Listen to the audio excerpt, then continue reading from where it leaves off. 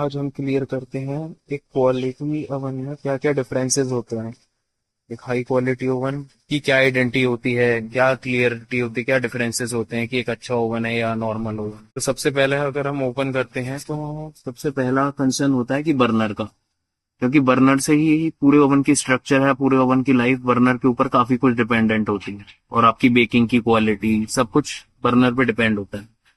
अब ये जो बर्नर है ना, ये ट्यूब जो आ रहा है ये पूरा स्टेनलेस स्टील बर्नर है। मोस्ट ऑफ द ओवंस में क्या होता है, ये बर्नर लोहे का होता है। अब लोहे का बर्नर है तो आप कॉमन है कि सर रस्ट आता है तो जंग से ये पोर्स जो है ना, होल्स जो है ये सारे ये ब्लॉक होते हैं। मैं आपको दिखाता हूँ, ये होल्स ब्लॉक होते हैं। जब ये होल्स ब्लॉक होने लगते हैं ना, तो फिर यहाँ पर जैसे फ्लेम आई, यहाँ पर ब्लॉक हो गया तो यहाँ पर फ्लेम नहीं जलती है। फ्लेम नहीं जलती है तो यहाँ के कलर्स पे इफेक्ट आता है मटेरियल। तो आप काफी कुछ डेक ओवंस में ना कलर में डिफरेंसेस आते हैं इसी वजह से कि आगे का कलर अलग है, पीछे का कलर अलग है। इसमें स्टेनलेस स्टील बर्नर है आपको, जिसमें 6 ईयर की बर्नर वारंटी के साथ मिलता है।